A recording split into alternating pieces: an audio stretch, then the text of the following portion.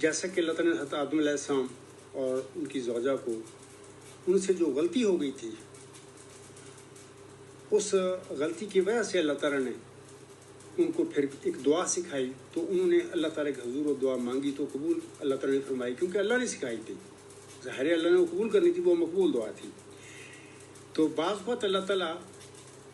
انسانوں کو پتہ نہیں ہوتا، بنی آدم میں سے کسی انسان کو پتہ ہی نہیں ہوتا، اللہ تعالیٰ خود کسی بندے کو کچھ نوازنے کے لیے، اس پر اپنا فضل کرنے کے لیے اللہ تعالیٰ اسے خود اپنی جناب سے دعا سکھاتا ہے۔ اس قسم کے جو خوش نصیب دنیا میں لوگ پہلے بھی پیدا ہو چکے ہیں، دنیا میں اس وقت بھی ہوں گے، اس عاجز کے بغیر بھی ہوں گے دنیا میں، اور آئندہ بھی قیامت تک انشاءاللہ تعالیٰ اس قسم کے اللہ تعالیٰ کا فضل، مقبول دعائیں اللہ سے پانے والے لوگ پیدا ہوتے رہیں گے۔ تو خاکسار کو بھی الحمدللہ اسی قسم کے خوش نصیب لوگوں میں سے ایک ہے، اور اس عاجز کو بھی اللہ تعالیٰ نے اپنی جناب سے ایک دعا سکھائی، اور جب یہ اللہ تعالیٰ نے یہ دعا سکھائی مجھے، بتائی مجھے، یہ چند منظوم دعائیہ اشعار ہیں جو اللہ تعالیٰ نے میرے دل میں پیدا کیے، اور میں نے فوری طور پر لکھ لیے، کیونکہ میں تو شاعر ہی نہیں ہوں، میں وہ تھوڑے سے منظوم کلام ہے۔ تو پھر میں یہ دعا مانگتا رہا ساری زندگی،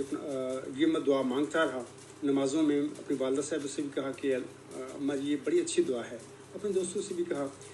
اس دعا کا خاکسار نے بارہا اپنے خطبات میں بھی، اپنے لیکچروں میں بھی ذکر کیا ہوا ہے، یہ میرے مضامین میں بھی یہ دعا ملتی ہے، اور غلام مسیح الزماں جو میری کتاب ہے اس کے شروع میں پچھلے ہفتے سے پہلے بھی یہ دعا وہاں پر آپ کو ملے گی۔ تو میں وہ دعا جو اللہ تعالیٰ نے اس عاجز کے دل پر نازل فرمائی، جس کا اس وقت جب یہ دعا اس عاجز کے دل پر نازل ہوئی تھی، الہام ہوئی تھی، مجھے نہیں پتا کہ اللہ تعالیٰ نے یہ اس عاجز کو دعا سکھائی ہے، یہ الہامی دعا ہے، مجھے کوئی پتہ نہیں۔ میں نے تو صرف یہ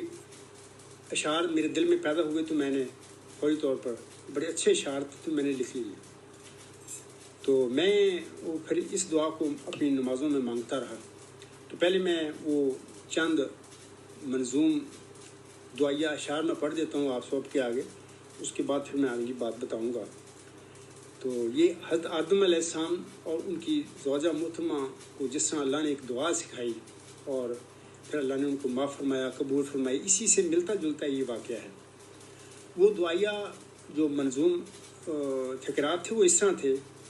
اے میرے اللہ اب تو میری پکار سن لے،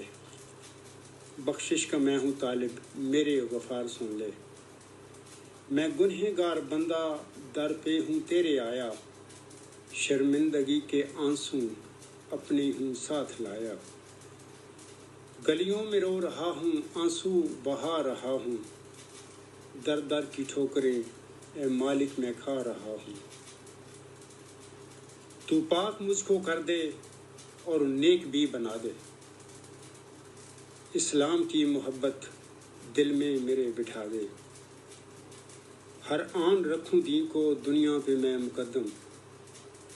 اسلام کی فتح کا ہو فکر مجھ کو ہر دم،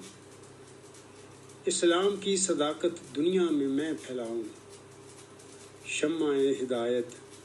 ہر گھر میں جلاؤں، اسلام پر جیوں میں اسلام پر مروں میں، ہر قطرہ اپنے خون کا اس کی نظر کروں میں، برائی سے بچوں اور زباں پہ ہو صداقت، تیرے چمن کا گل ہوں گل کی تو کر حفاظت،